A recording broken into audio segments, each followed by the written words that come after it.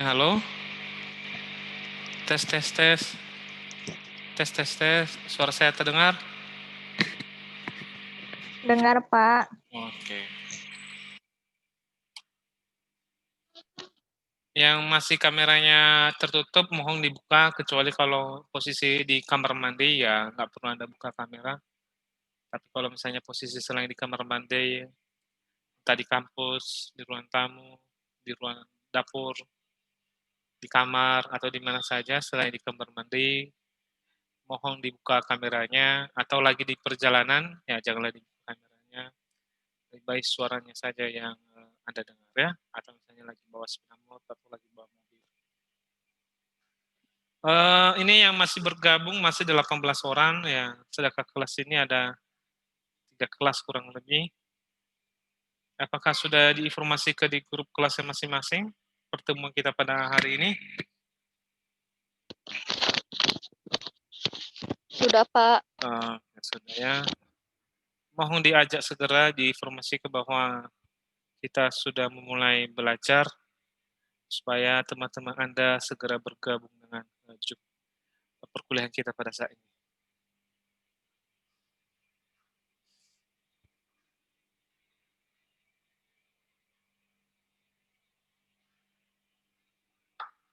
Melda M. Simanjuntak, itu satu komputer bertiga ya, atau berempat?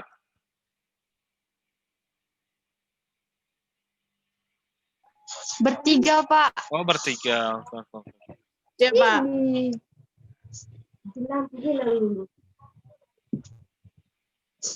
Gak ada baterai, Pak. Oke, nggak apa-apa, nggak apa-apa.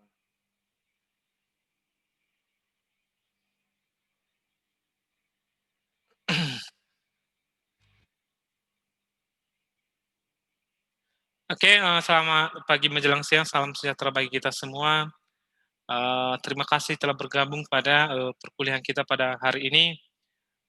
Pertemuan kita pada hari ini adalah pertemuan ke-12 dengan topik algoritma K-means. Ya, saya berharap modul yang setelah saya kirim di Google Class telah dibaca, telah dipelajari. Jadi pertemuan kita pada hari ini kita usahakan hanya sebagai penjelasan materinya saja. Detail-detailnya Anda bisa mempelajari sendiri melalui modul yang telah saya kirim di Google Class.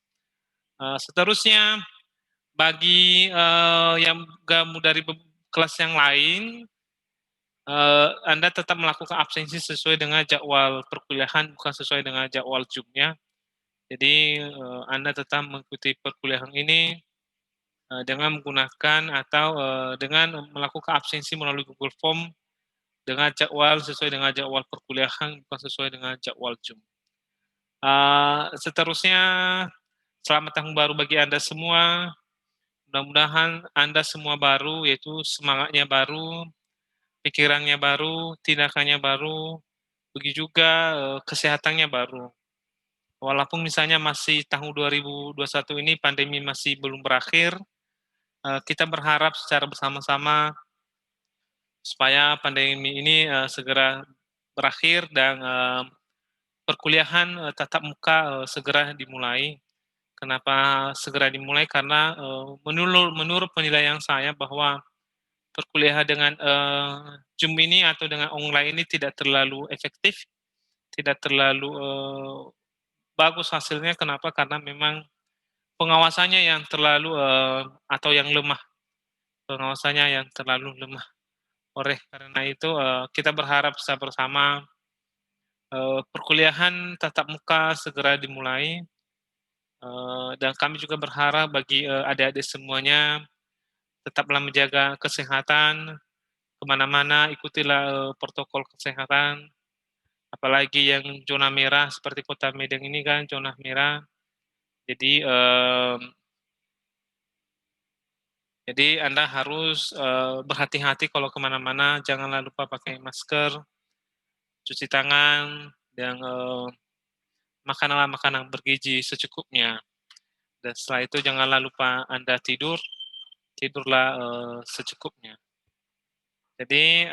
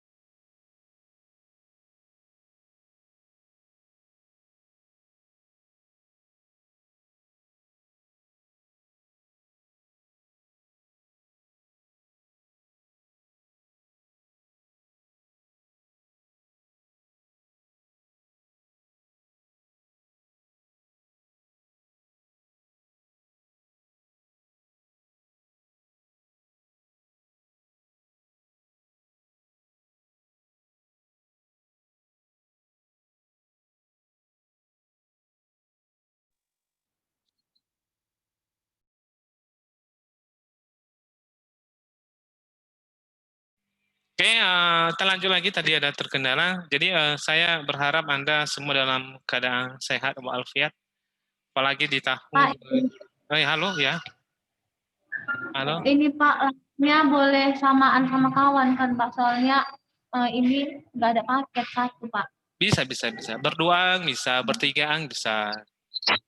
Ya, berempaan juga bisa. Ya, asal jangan berdua sama laki-laki lah dalam satu kamar. Itu aja yang dilarang. Kalau sama jenis nggak masalah. Ya. Oke, bisa silakan. Yang tadi ada bertiga nggak masalah. Ya. Yang penting kan materinya tersampaikan ya. Oke, lanjut kita ya. Jadi lanjut. Jadi di 2021 ini pandemi masih belum selesai.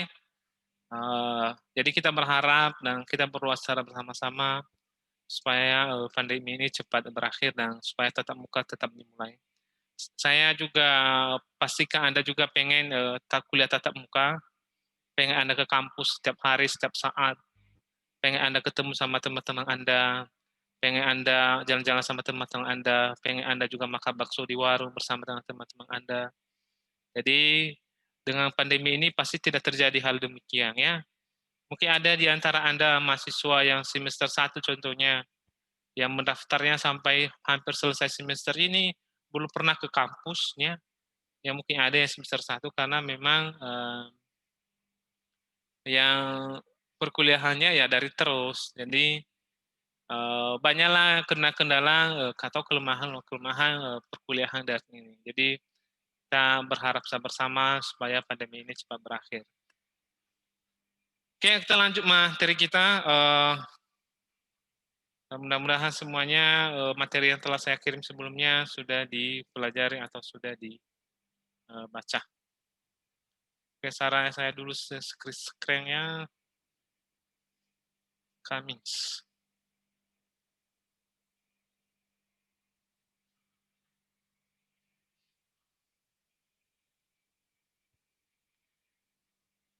Oke, apakah slide-nya terbaca, terlihat? Terlihat, Pak. Oke, Terlihat, Pak. Oke, Lihat Pak. terima kasih. Oke, selamat pagi menjelang siang. Jadi hari ini kita belajar algoritma Kamis ya. Ini algoritma, kalau nggak salah ini algoritma yang ketujuh yang kita pelajari pada mata kuliah data mining. Sebelumnya sudah banyak algoritma yang telah kita pelajari pada mata kuliah data mining. Mudah-mudahan masih ingat metodenya atau algoritma yang pernah kita pelajari sebelumnya. Oke, cobalah saya tanya sama Taufik Ramadhani Serait. Iya, Pak. Ya, apa aja algoritma yang pernah kita pelajari sebelumnya? Coba dulu sebutkan ya. Algoritma a priori.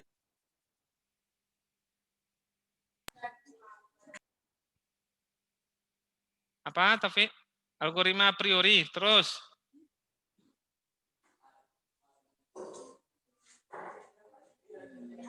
Algoritma Rockset. Oke. Algoritma association rule. Oke. Terus apa lagi?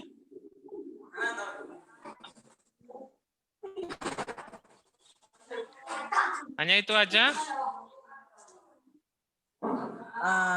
Iya, Pak. Yang lain lupa. Hanya algoritma a priori. Algoritma NIPI.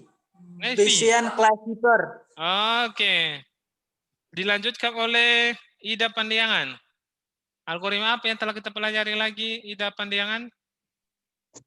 Algoritma Nearest-Hackbor, Pak. Nearest-Hackbor. Oke, terus? Algoritma naive Bayesian classifier, Pak. Oke. Ada lagi yang lain? Satu lagi yang belum disebutkan. Apa itu Rizky Meliani Astri?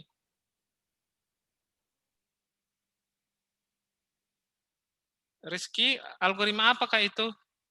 Satu lagi yang belum disebutkan. Algoritma C45, Pak.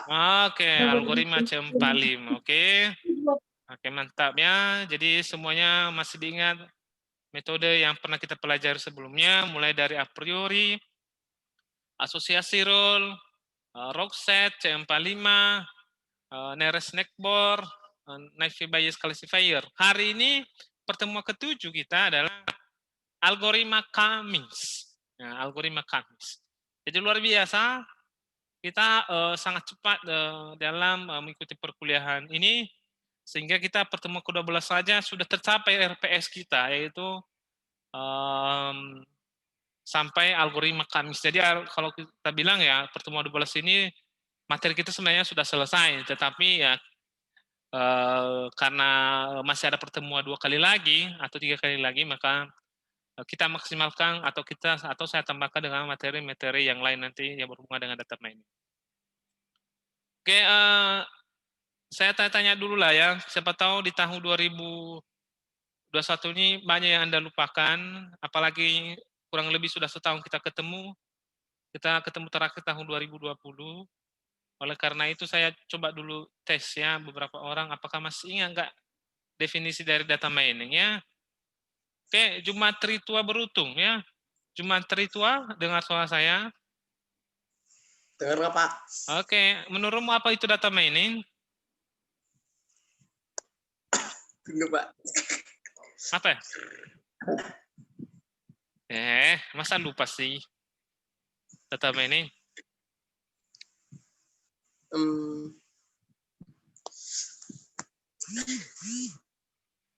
Apa Jumantri?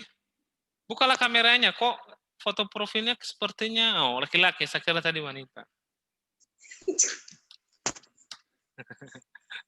Apa Jumantri? Bentar, Pak. Oh bentar, cari dulu di Google. Janganlah, ya kamu tahu saja, nggak perlu harus betul ya. Yang kamu pahami saja, satu kata pun jadilah. Oke. Pengumpulan data, Pak. Oh, pengumpulan data. Oke. Belum kita benarkan pengumpulan datanya ya. Kita cari dulu jawaban yang lain. Dari Mei Mariana ya, yang mereka bertiga. Yang di tengah dulu jawab. Ya, apa itu data mining ya? Karena bertiga yang tengah dulu lah. Apa itu data mining ya? Apakah betul yang dikatakan oleh Jumatri Tuang beruntungan? Masa katanya data mining pengumpulan data? Apakah betul itu menurut si Mariana? Yang tengah.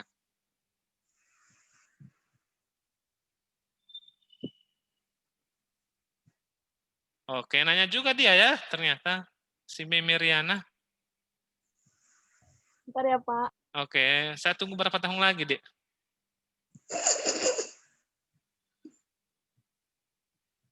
Apa itu data mining?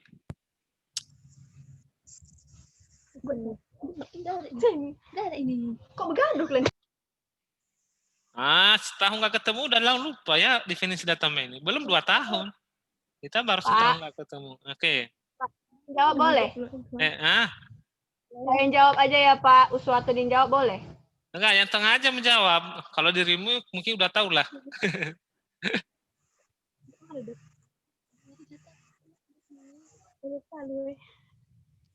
Oke. Mei Mariana, oke saya kasih waktu ya. Oke, si Yurika Srimutia. Dengar suara saya? Yurika Srimutia. Dengar, Pak. Oke, apa kepanjangan KDD? Masih ingat kepanjangan dari KDD?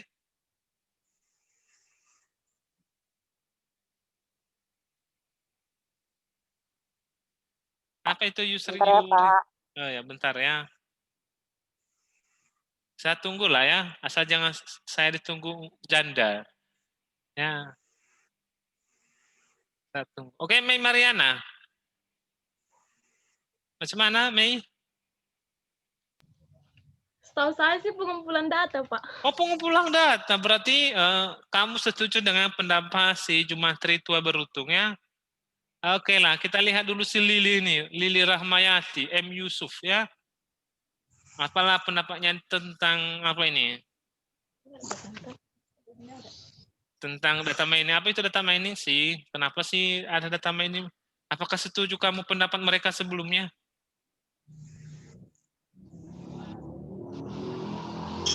Menurut saya, Pak, data mining itu adalah suatu data yang diproses Oke. Suatu data yang diproses dan di Hotspot nih. Cepat deh. bentar ya Pak. Oh, bentar aja, astaga. Berarti belum di dalam kepala ya, semua masih di luar kepala ya. Khairunisa lah.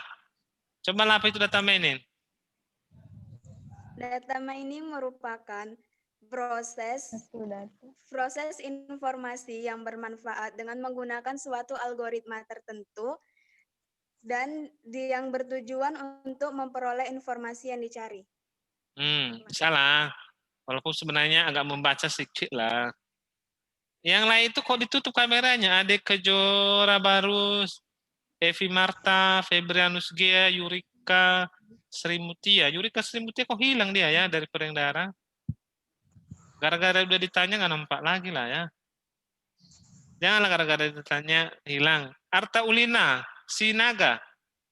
Atau si apa?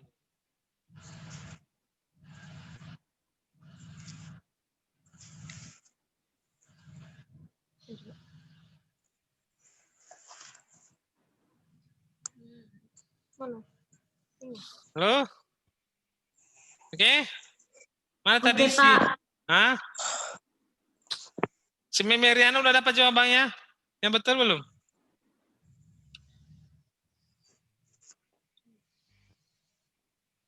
Enggak itu. Aku lagi. Aku bilang lah. Halo? Itu artinya memang. Ah, lama kali si Mei ya. Kumpulan data dari suatu informasi, Pak. Oh, kumpulan data dari suatu informasi. Astaga. Masih berubah juga jawabannya ya. Oke, Melda. M. Simanjuntak. Mana yang bernama Melda? Oke. Apa itu jawabannya Melda? Apa nomor data ini? Kenapa lah belum ada yang tepat kurasa? Baru yang hampir tepat yang saya temukan. Data mining adalah aktivitas yang berkaitan dengan pengumpulan data. Ah, hanya itu aja. Aduh, kok banyak pengumpulan data ya. Macam mana lagi? Kalau kita mengumpulkan data berarti ngapain kita belajar algoritma ini ya? Evi Marta, 13. Dengar suara saya Evi Marta? Itu yang dibuat tadi. Evi Marta? Dengar. Deborah Cien. Evi Marta dengar suara saya? Dengar Pak. Oke, kita pinggang aja. Oke. Apa data ini menurutmu?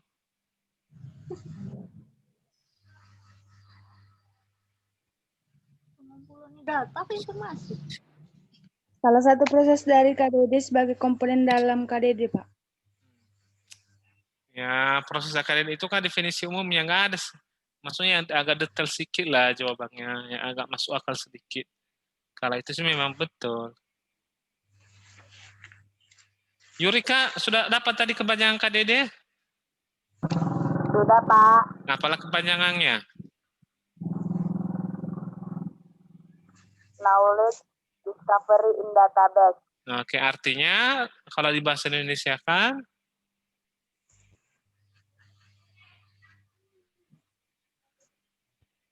Halo?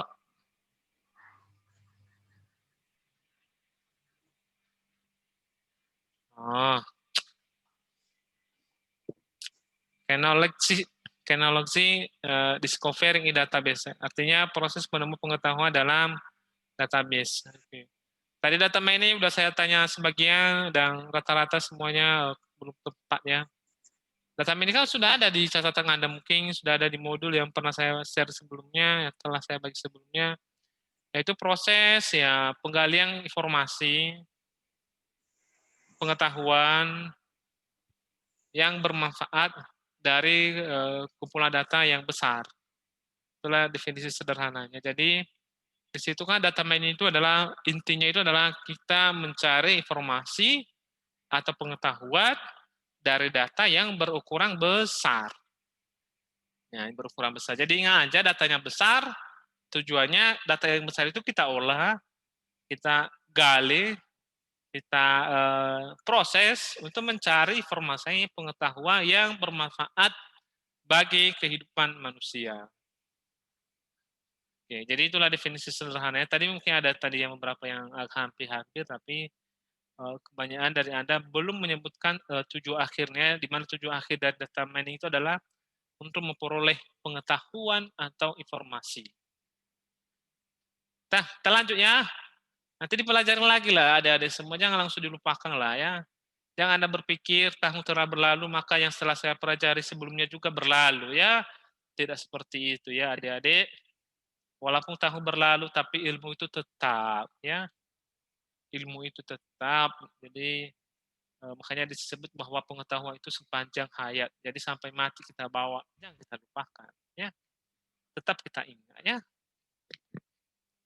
Algoritma Cummings ya, mungkin Anda bertanya itu pertama apa itu K ya. Mungkin Anda bertanya apa itu K.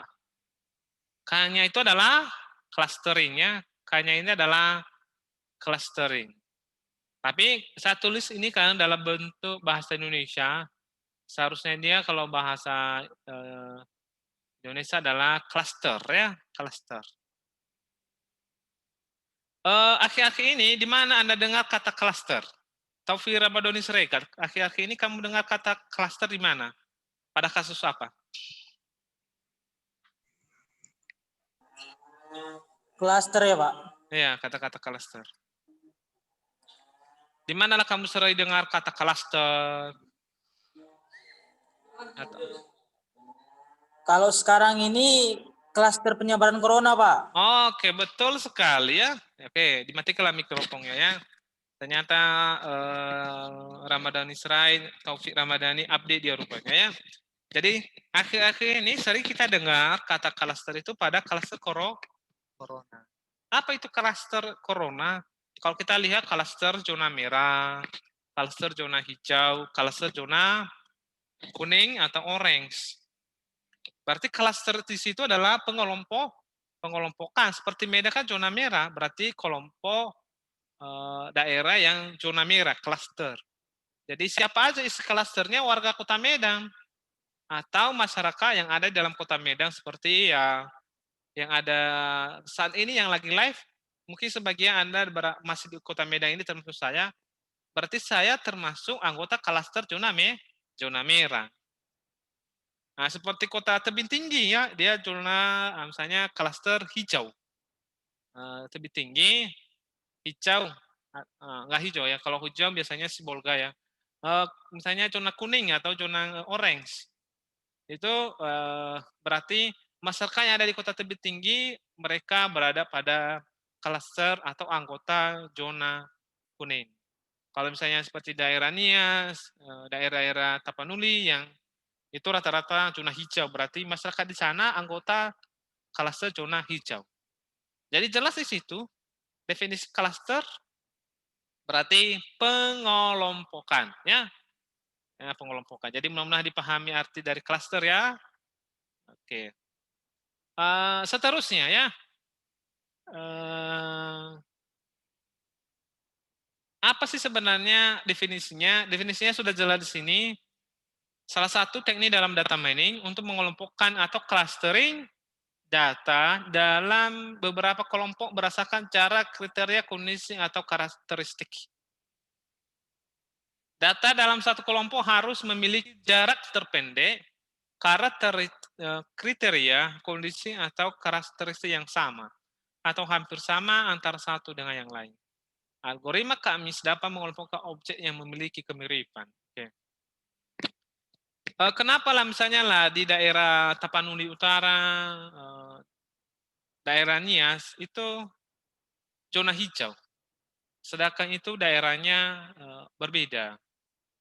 Dan kasus COVID-nya itu ya ada di antara dua daerah tersebut ada tapi mungkin sedikit gitu. Kenapa lah mereka dimasukkan di daerah zona hijau seperti Balige atau Toba Samusil, Tapanuli Utara, Sibolga sampai ke Kepulauan Nias. Kenapa masuk zona hijau? Sedangkan mereka daerah tersebut adalah ya berbeda-beda kabupaten. Kenapa bisa satu zona klaster? Menurut Arta Ulina Sinaga, kenapa?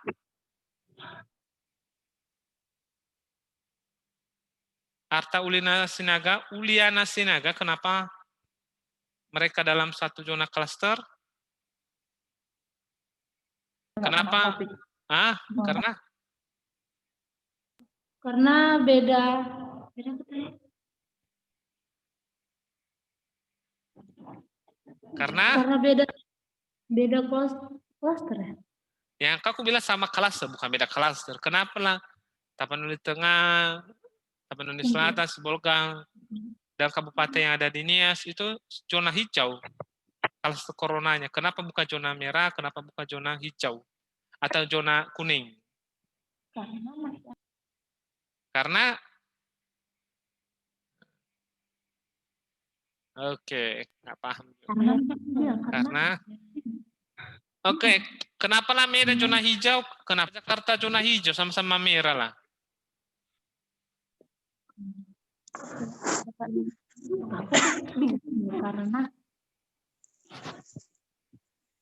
Karena oke, susah menjawabnya ya. Mungkin sih dalam hati Anda tahu, tapi mungkin susah Anda mengeluarkannya secara kata-kata ya. Jadi oleh karena itu kenapa sama? Karena kasusnya atau kasus coronanya sama. Misalnya di Tapanuli tadi, di Kepulauan Nias, Tapanuli Tengah, Sibolga, kenapa hijau? Karena kasus corona di daerah tersebut sedikit, sama-sama sedikit, ya sama-sama sedikit. Makanya mereka satu zona. Sama juga di kenapa lah Medan, Jakarta, dan beberapa kota besar lain kenapa jadi zona merah? Karena kasus coronanya tinggi. Tinggi. Jadi makanya mereka dalam satu klaster. Sama juga di Kamis ini, ya satu kelompok adalah yang memiliki kriteria yang sama. Kriterianya adalah ya dalam bentuk angka, dalam bentuk nilai. Kalau COVID tadi, kenapa Tapanuli, Sibolga, sama Kepulauan Nias itu kenapa satu klaster? Karena mereka memiliki kriteria yang sama. Apa kriterianya? Kasus COVID-nya sama. Sama-sama apa? Sama-sama sedikit. Ya, sama-sama sedikit. Kenapa lah Kota Medan zona merah dan Jakarta zona merah? Karena kasus coronanya ada kemiripan, yaitu kasus coronanya sama-sama tinggi. Oke. Jadi itulah digunakan cluster. Itulah digunakan cluster ya. Salah satunya dalam mengelompokkan ya. Sebelumnya kita sudah pernah belajar algoritma CEM45. Itu juga termasuk pengelompokan cluster atau klasifikasi. Hanya saja kelemahannya adalah tidak terlalu detail ya. Kalau CEM45 itu bisa dikelompokkan misalnya Taufik Ramadhani Srega, Febrianus Gia, apalagi laki-laki di sini. Oke, Dikta Gia itu bisa langsung ini laki-laki mereka ya. Begitu juga si Melda M. Simanjunta, Arta Ulina dan teman-temannya, Melda dan teman-temannya, Agustina Sedabutar, dan perempuan yang lain di sini, bisa kita nampak itu perempuan. Nah, itulah C45 bisa menyelesaikan hal tersebut. Tetapi, kalau Anda ke Thailand, ke negara Thailand, di sana wanitanya saya cantik lah. Cantik. Hanya saja laki-laki susah membedakan asal-usul